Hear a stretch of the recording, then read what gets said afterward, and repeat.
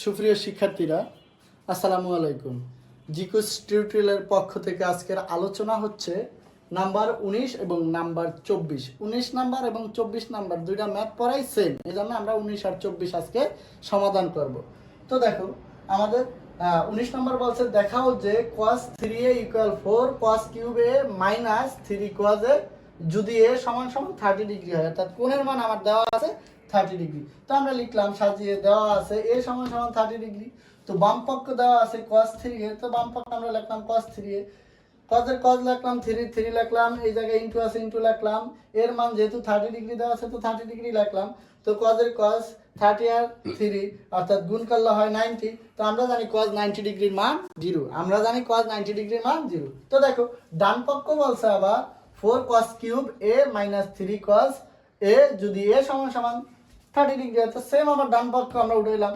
তো 4 এর 4 লিখলাম, cos কিউব লিখলাম, এর মান 30 ডিগ্রি দেওয়া আছে, মাইনাসের মাইনাস 3 ইনটু দিলাম, cos এর মান 30 ডিগ্রি আছে 30 ডিগ্রি লিখলাম।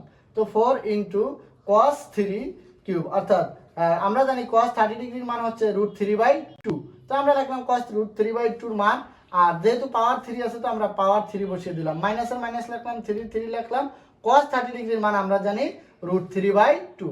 এখন দেখো আমরা জানি পাওয়ার, এই যে এদিকে পাওয়ার দেওয়া আছে কত 3, তার মানে এদিকে ব্র্যাকেটের ভিতরে যে যে আছে তার উপরেই পাওয়ার 3। তো √3 এর উপরেও 3 আছে আর 2 এর উপরেও 3 আছে। তো আমরা √3টা কিন্তু এই জায়গায় ভেঙে দেখাইছি যে একটা √3 একটা √3 একটা পাওয়ার যে কয়বার ওই কয়বার আমরা লিখছি। তো দুইটা রুটকে আমরা গুণ করলে একটা 3 পাই, আর 3 √3 আরেকটা থেকে আরেকটা লিখছি।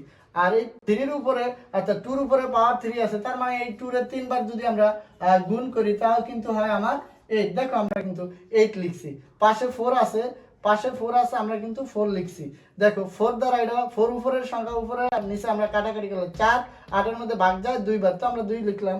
আর উপরে থাকে 3 √3 লিখলাম, 3 √3 মাইনাসের দিকে যা আছে তা এই 3টা √3 এর সাথে গুণাকার আছে, তো আমরা লিখলাম 3 √3 / 2। এখন আমরা দেখি এই 3 √3 / 2 মাইনাস 3 √3 / 2 এটা আর এটা দুইটা সমান, অর্থাৎ বিয়োগ করলে যদি দুইটা সমান হয় তাহলে তার মান হয় 0। তো দেখো আমার বলছে বাম পক্ষ এবং ডান পক্ষ দুইটার মান সমান করতে, তো দুইটার মান কিন্তু সমান, বাম পক্ষ পাইছি 0, ডান পক্ষ পাইছি 0, তার মানে আমার অঙ্কটা সঠিক। দেখো আমার দুইটার মান ইকুয়াল করতে বলছে, তো আমরা ইকুয়াল 0 পাইছি, দুইটার মান এটাও 0 পাইছি এটাও 0 পাইছি। তো আমরা কোণের মান যত বেশি জানবো ম্যাথ তত বেশি দ্রুত সমাধান করতে পারবো। তো আমার 19 নম্বরের ম্যাথটা এই জায়গায় শেষ। নাম্বার 24 দেখো, 24 নম্বরের ম্যাথটা আমরা কিভাবে কোণের মান বসিয়ে আমরা সমাধান করতে পারি। দেখো 24 নম্বরের ম্যাথটা কিন্তু আমার কোণের মান অটো দেওয়া আছে, 24 নম্বরের ম্যাথটা কিন্তু আমার কোণের মান অটো দেওয়া আছে এবং বলছে তার মান নির্ণয় করো। তো দেখো আমরা জাস্ট কোণের মান বসিয়ে ক্যালকুলেশন করব, ক্যালকুলেশন করলে আমার অঙ্কটা দেখো। আমরা এখন 24 নম্বরের ম্যাথটা আলোচনা করব, নাম্বার 24। তো 24 নম্বরের ম্যাথটার মান কিন্তু দেওয়া আছে, তো 24 নম্বর ম্যাথটা দেওয়া আছে 3 cot square 60 degree plus 1/4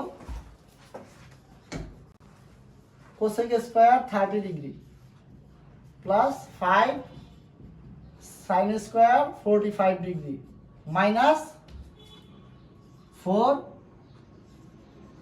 cos square 60 degree. দেখো আমরা কিন্তু এখন জাস্ট মানটা বসাবো। তো দেখো ইতিপূর্বে আমরা যখন আলোচনা করছি যে আমরা যেই কোণটা অর্থাৎ কটের মান দেওয়া থাকলে আমরা কটের মান বের করবো না, আমরা কিন্তু মান বের করব 10 এর। তো দেখো আমরা যদি 10 এর মান বের করি, 10 60 ডিগ্রির মান আমরা জানি, 10 60 ডিগ্রির মান আমরা জানি √3।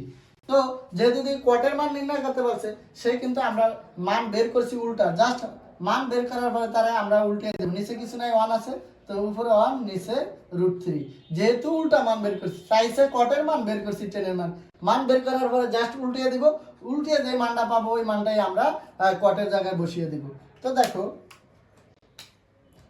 3 ইনটু কটের মান পাইছি 1/√3, যেহেতু এটার উপরে স্কয়ার আছে আমরা স্কয়ার দিয়ে দিলাম, প্লাস 1/4। তো সেম একই কথা, সেম কিন্তু আমার একই কথা। তো দেখো সেম কিভাবে এক কথা, যে জায়গায় কোসেক আছে ওই জায়গায় আমরা মান বের করবো সাইনের। তো আমরা মান বের করি সাইনের, আমরা জানি sin 30 ডিগ্রির মান, আমরা জানি sin 30 ডিগ্রির মান হচ্ছে হাফ। তো যেহেতু সে সাইন না কস উল্টা, তার মানটাও আমরা উল্টাবো।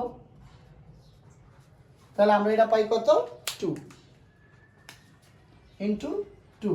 যেহেতু স্কোয়ার দেওয়া আছে স্কোয়ার দিলাম প্লাস, দেখো এদিকে সাইন 45 ডিগ্রির মান আমরা জানি, সাইন 45 ডিগ্রির মান হচ্ছে 1/√2। যেহেতু স্কোয়ার দেওয়া আছে আমরা স্কোয়ার দিলাম মাইনাস, দেখো cos 60 ডিগ্রির মান আমরা জানি হাফ, আমরা জানি cos 60 ডিগ্রির মান হাফ, আমরা জানি cos 60 ডিগ্রির মান হাফ। তো যেহেতু স্কোয়ার দেওয়া আছে আমরা স্কোয়ার দিয়ে দিলাম। এখন আমরা ক্যালকুলেশন করব, দেখো 3 ইন্টু স্কোয়ার রুটে বাদ আর 1 এর উপরে স্কোয়ার করলে 1ই হয়, নিচে 3 প্লাস 1/4 ইন্টু এদিকে 2 এর উপরে স্কোয়ার করলে হয় 4 প্লাস এই 5 এর 5 ইন্টু স্কোয়ার রুটে বাদ আর 1 এর উপরে স্কোয়ার করলে 1ই হয়, নিচে থাকে 2 মাইনাস 4 আর এদিকে থাকে আমার মাইনাস 4, আমার এদিকে থাকে 1/4, কারণ 1 এর উপরে স্কোয়ার করলে হয় 1, 2 এর উপরে স্কোয়ার করলে হয় 4।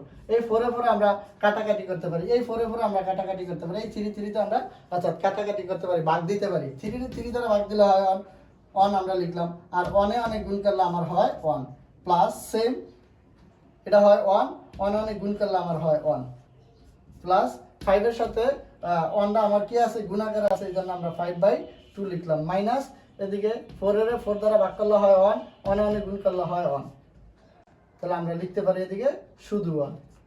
তো দেখো আমরা এই জায়গাটা এখন কি করব, এ একটা -1 আছে, এ একটা +1 আছে, আমরা কেটে দিলাম, তাহলে আমার থাকে কি এই জায়গায় থাকতেছে 1 আর প্লাস থাকতেছে 5/2। দেখো এখন এটারে কিন্তু আমরা কি করব, লসাগু গসাগু করব। এই অংশটারে আমরা লসাগু গসাগু করব। এটা কি নিচে কিছু নাই মানে 1 আছে, 1 আর 2 লসাগু হচ্ছে 2, 1 আর 2 লসাগু 2, 1 আর 2 লসাগু। আমরা এই জায়গায় একটু জায়গা কম, তো আমরা এই অংশটা একটু উপরে দেখাই।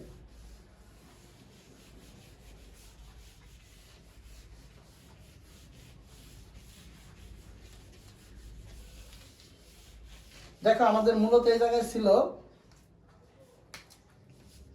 1 প্লাস 5/2, তো আমরা বলছি এটারে আমরা লসাগু গসাগু করবো। এটা নিচে 1, তো 1 আর 2 লসাগু 2, 1 2 এর ভিতরে ভাগ যায় 2 বার, 2 আর উপরের সংখ্যার সাথে গুণ করলে হয় 2 যোগ 2, 2 এর মধ্যে ভাগ যায় একবার, 1 আর 5 এর সাথে গুণ করলে হয় 5।